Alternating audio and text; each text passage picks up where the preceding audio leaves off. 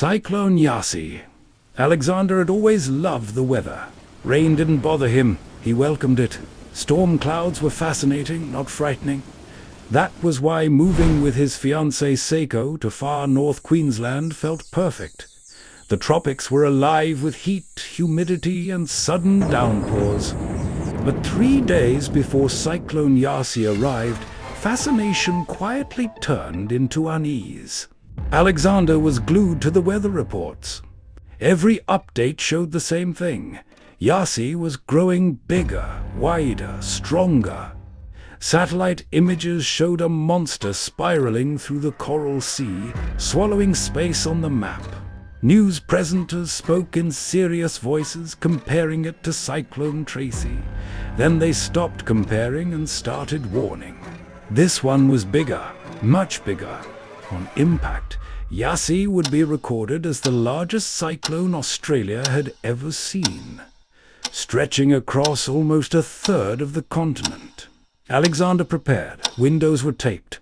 Anything loose on the balcony was dragged inside. The safest room, the laundry, became their bunker, even though the house itself felt like a wind tunnel waiting to happen. Outside one window stood a coconut tree, its heavy fruit hanging like loaded weapons. If the glass shattered, those coconuts would become missiles. The night before landfall, Alexander and Seiko were ready to bunker down when there was a knock at the door. Army personnel. They didn't sugarcoat it. They were too close to the ocean. The storm surge was expected to push straight into their living room. They had to evacuate now. They grabbed their kitten and drove through rising wind and rain to the nearest evacuation center, a shopping center. It was already full. Doors closed, no space left. For a moment, panic threatened to take over. Then luck intervened. Revive. A friend, someone they knew from Perth, was living further inland in the suburbs. He took them in without hesitation. Together they taped his windows, the air growing heavier by the minute. When the cyclone arrived, curiosity got the better of fear. They stood at the front door and watched. Alexander had never seen wind or rain like it. The rain didn't fall, it flew, driven sideways by screaming gusts. Trees bent unnaturally. The world blurred into sheets of white and gray. Eventually, it became unbearable. They retreated inside.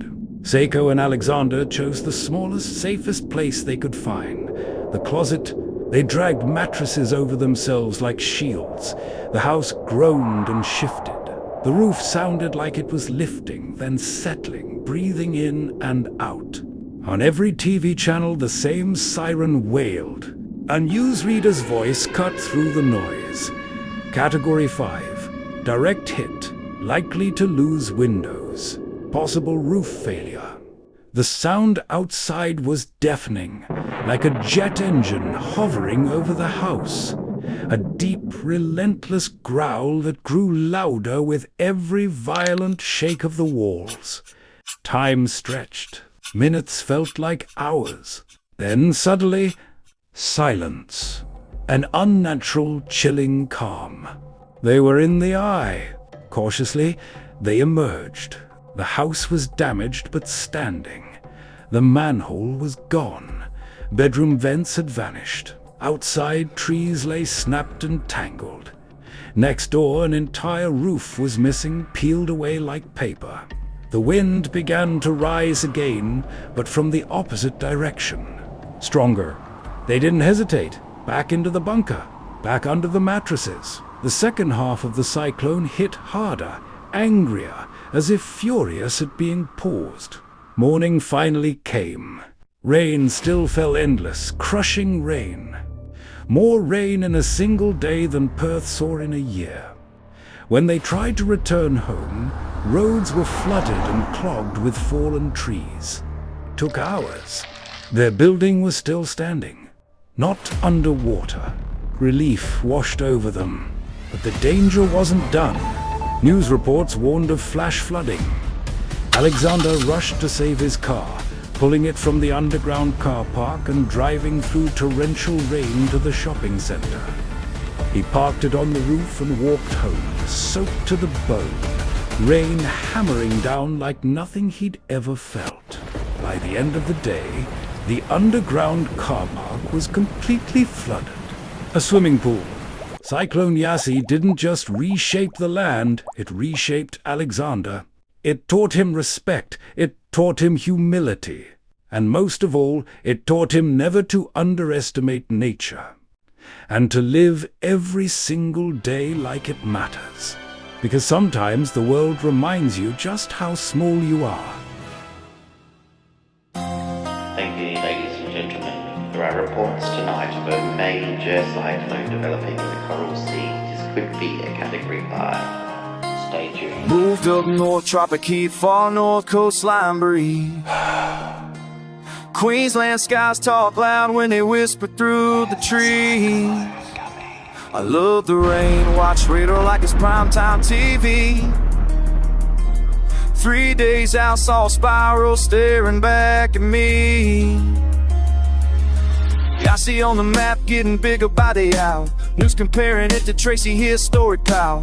Category 5, yeah, the warnings ran deep. Almost third of the country in a storm's heartbeat. Tape on the windows, clear the balcony quick. Laundry room bunker, make the mindset stick. Coconut tree outside like a loaded artillery. If that glass explode, that fruit turning into weaponry. Knock at the door, army boots on the floor. Tidal surge coming, it'll be inside your door. Grab dark, hidden heart racing in the dark. Shopping center packed, no room in the park. Blessed by mate from the west per connection. Taped up his place in suburban protection. Wind hit sideways, rain couldn't lock blaze. Front door watching as the daylight fades. Challenge your roll house, breathing in the night. Category 5, staring fear in the whites. Closet with the mattress holding tight. Silence in the eye, then the storm comes to fight. Yes, it taught me what power can be. Nature don't care about you or me. Live every day like it's fragile and free, cause the wind can rewrite history. Roof lifting up, then it slams back down. New siren screaming through the whole damn town. The red kit warning on every TV. Sound like a 747 parked over me. Damn, cut dead calm in the eye. Walked outside under a broken sky. Manhole gone, fence ripped clean. Next door roof missing, wildest thing I've seen. Wind flip sides, came back meaner. Second round hit like a heavyweight cleaner. Back to the bunker till sunrise glow. Rain locked perch, chilly toll in one go. Roads all flooded, trees laid flat. Finally reached home, thankful for that. Not underwater, breathe that sigh. But the forecast said flood still high. Pulled my car from the underground cave. Drove to the rooftop, parking to save. Walked back home through sideways rain. By sunset the garage was a pool of pain. Yes, it carved truth into my memory. Respect the force, respect the sea. You think you're strong till the wind disagrees. Now I live wide awake, no guarantees. Change your whole house, breathing in the night. Category 5, staring fear in the whites. Closet with the mattress holding tight. Silence in the eye, then the storm comes to fight. Yasi told me what power can be. Nature don't care about you or me. Live every day like it's fragile and free, cause the wind can rewrite history.